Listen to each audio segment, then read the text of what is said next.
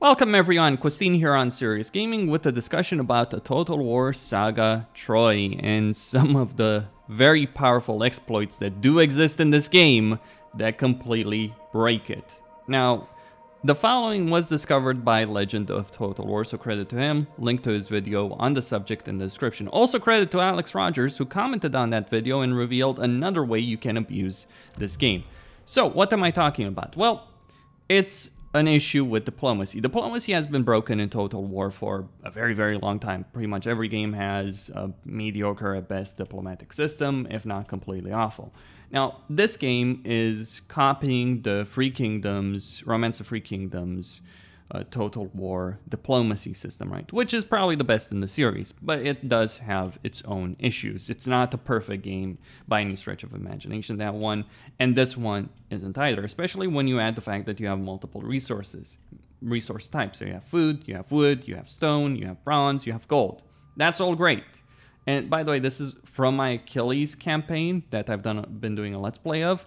I just have a truckload more resources than basically the point where I finished recording my last video on. Now, when it comes to diplomacy, if a faction likes you, so in this case Ajax of Salamis, he likes me, I can go to him and I can ask him, hey, give me, let's say, 250 food, right? Now, in some cases you can ask for more, but I've already done that previously, so there is a bit of a... You can't just go to a faction every turn and ask them for free resources and they'll give it to you. But you can occasionally. Now, the reason this is important and kind of broken, really, is the AI will do this as well. The reason I know the AI will do this, and I'm pretty certain they do this to other AI factions, is I've had many turns playing this game as both Achilles and Aeneas, the two main factions that I've been playing the campaign as.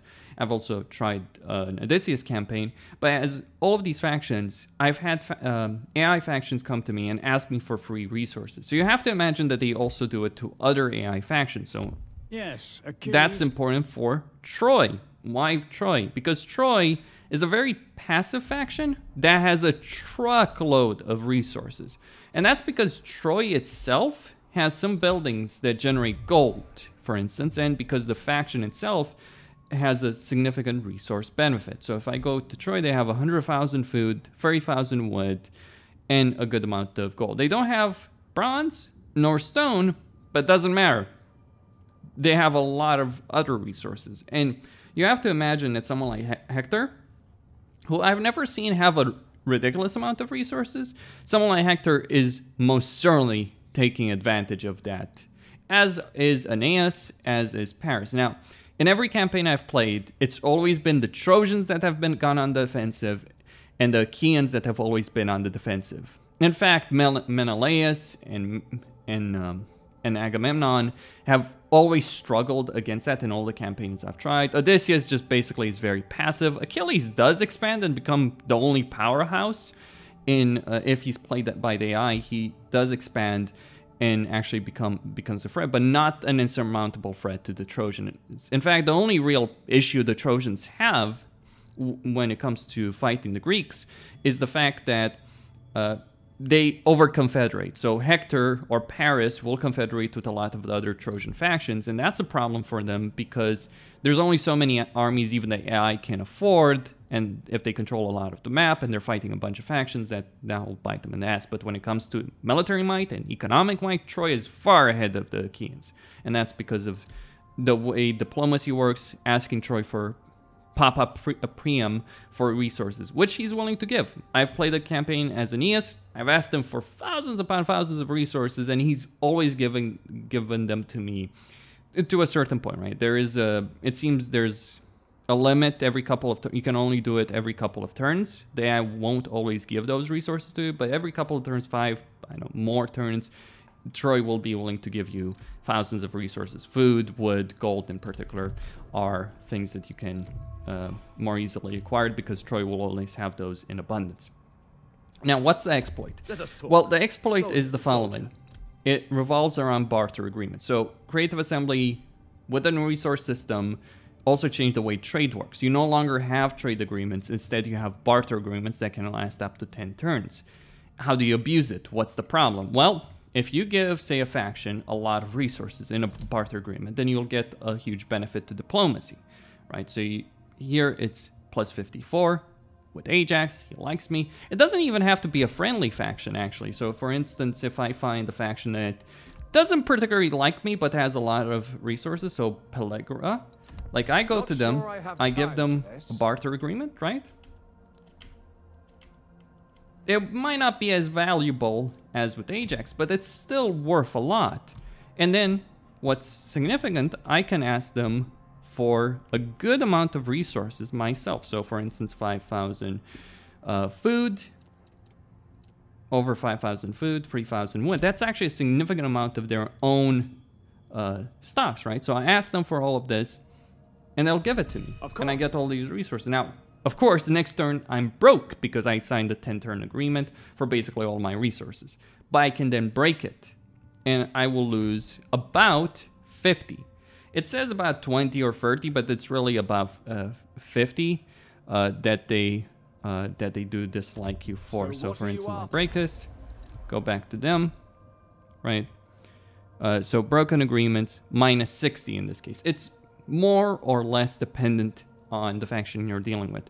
Now, this won't just affect your relations with the faction that you broke treaties with. It will also affect your relations with factions that are friendly to that. So as an example, I've made a peace treaty with Hector, and then I abuse this, because you can do this with any faction. Doesn't matter what your relation with them is. They can despise you to the very core of their being. They will still accept a barter agreement with you.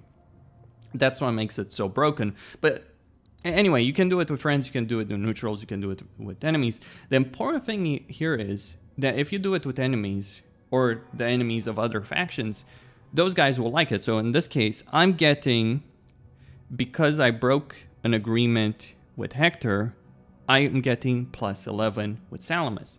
Now, keep in mind, they don't particularly have an issue with Hector. They're not at war with him. Sparta, however, is at war with him. And Sparta is giving me plus 24 diplomacy because I broke an agreement with Hector, plus 24 because I broke one with Ilion. And it goes on. Mycenae, plus 60 because I broke agreements with Hector. And then Odysseus, who's probably the guy that approves of this the most because it's sneaky and bastardly, especially how he would like it. He agrees plus 68 to diplomacy. So factions that are allied with the ones that you're screwing over will dislike you even more. Factions that are friendly towards you and dislike that one faction or are at war with that faction will like you even more. So that's how it's broken. Like, you can completely mess up with the diplomacy. Now, of course, doing this, abusing it, you can easily become one of the most hated people, even more hated than Paris, in the entire world. But you can make enemies out of everyone. But how do you make up for that? And this is where the second part comes in. Well, if you go to any faction, it doesn't matter who they are. So for instance, let's go with Hector, right? Because he hates me. So he has a minus 446 relation with me. But I go to him and I offer him one single unit of food, right? And that will improve my relations by 1. Actually, maybe even a bit more. It depends. Like, if I was going to trade with Ajax, it might have been more. With Hector, actually, it does seem to be a bit more. So 439. So it is improving. And all you need to do is spend one single unit. And this is after robbing them blind, right? You can take their own resources, a faction's own resources, then offer a portion of those back to improve relations. Now, the best thing you can do is, of course, offer just that one unit of food or wood or stone or bronze or even gold, though obviously that would be a bad idea since even a single piece of gold is very valuable. It's considerably more valuable than a single piece of food. But yeah, you can certainly abuse this and improve your relations. And this is something you can abuse to basically become friends with everyone on the map. Now, it would take a ridiculous amount of time to do this, but the fact that it is possible makes it so broken.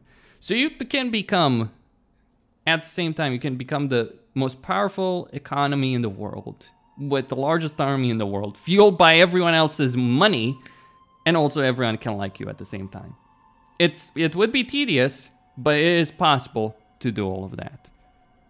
And just keep in mind that I've basically screwed over the entire map, and only Troy hates me. My allies still like me, despite the fact that I've kind of stolen their resources as well. So yeah, I have a ridiculous amount of resources. I actually had to use a lot of them to make peace agreements with Hector and with some other factions. But anyway, that is all I have to say here. Costin here signing out. Don't forget to subscribe, like, and enable notifications.